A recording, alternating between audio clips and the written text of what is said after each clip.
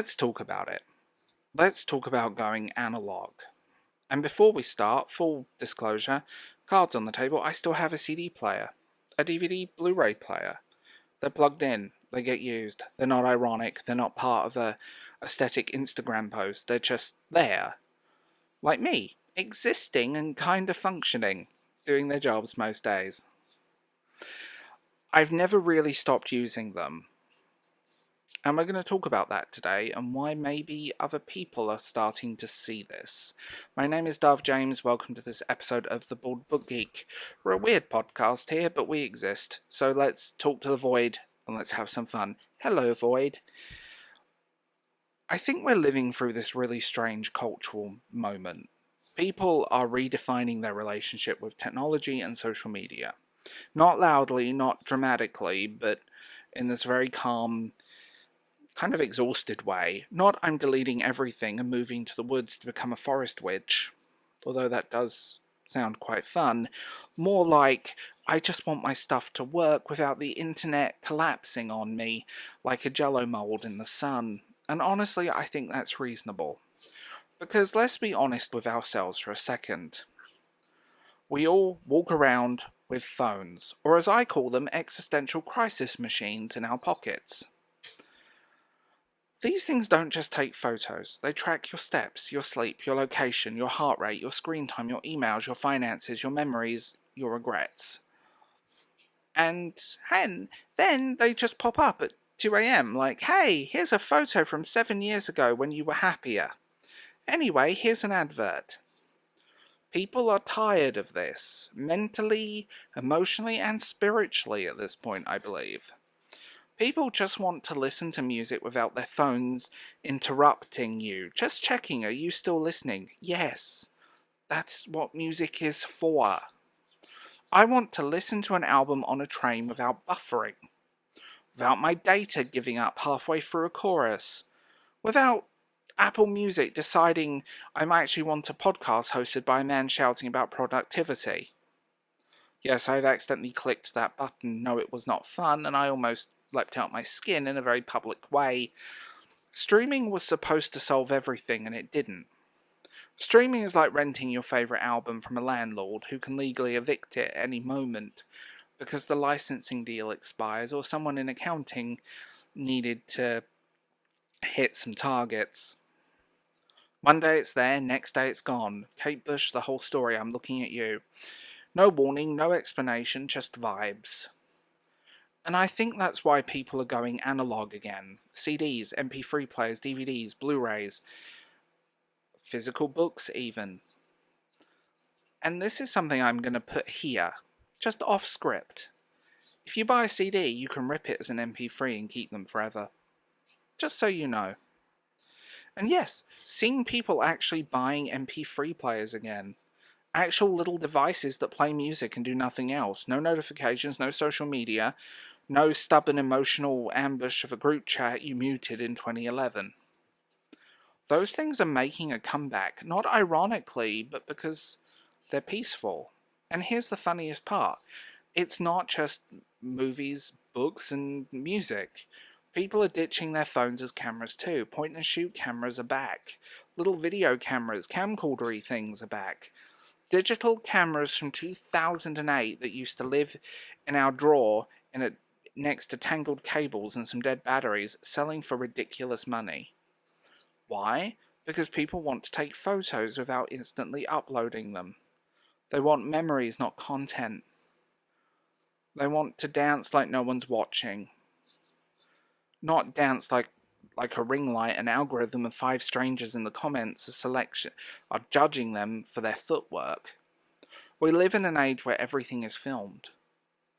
We don't trip over a curb without it becoming a viral clip with the caption, "This sent me." No wonder people want devices that don't connect to the internet. Point and shoot camera doesn't care about engagement, it doesn't want your password. It doesn't ask how you're feeling today, it's just click. That's it, the moment, yours. Analogue isn't nostalgia, it's freedom, and this extends to books too. Which is, I think people are only just starting to really talk about this properly. I love ebooks, I love my Kindle. Ebooks are convenient. I use them. I get it. But they're also temporary. You don't actually, if you're going for official sources or sites where you don't actually buy the file, you don't actually own most of your ebooks. You're licensing them, which means yes, they can be edited, updated, or removed. That's not paranoia, that's actually happened multiple times. Meanwhile, a physical book can sit on your shelf like, relax, I'm not going anywhere. You can give it away, you can give it to charity, you can squirrel it away like a dragon hoarding books. No updates, no deleted passages, no this title is no longer available in your region, no sudden cover change that makes it look like a completely different book.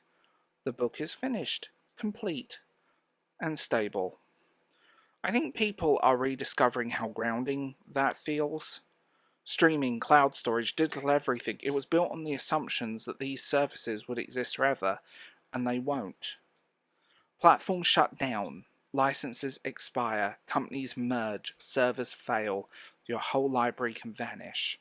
But your CD doesn't care, your record vinyl doesn't care, your DVD Blu-ray doesn't care, your book doesn't care. People say physical media takes up space, yes. So does anxiety. Let's be honest. People say CDs are outdated. Okay, and the Wi-Fi on public transport is apparently, air quotes, reliable.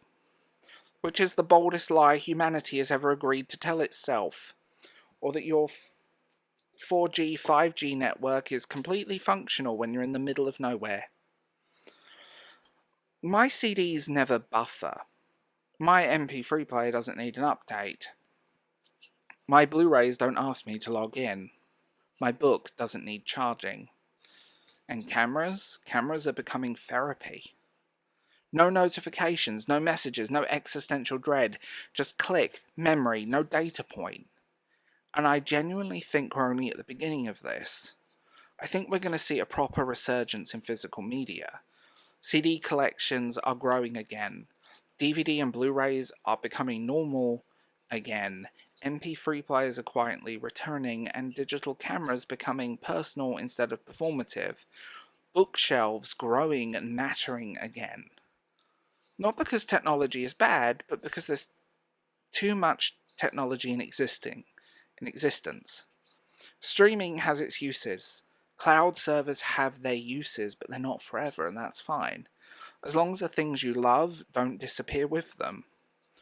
Because at the end of the day, I think what it comes down to is very simple. We don't want to document every moment. We don't want everything to be content. We don't want our favourite albums to be held hostage by licensing deals. We don't want our movies deleted, and we don't want our books edited after the fact or removed. We just want music that works, stories that stay, photos that belong to us, and a little bit of peace. So yeah, going analog isn't about being old-fashioned or millennial cringe, as I've seen some people said. I think it's about sanity, stability, and owning your own life. So I'm going to put on a CD right now because my Wi-Fi isn't working. And I live in the middle of nowhere, so, well, data is just absolutely pointless, and I don't know why I pay so much money for it. But I refuse to let the internet, access to data and the internet, stop me from enjoying something.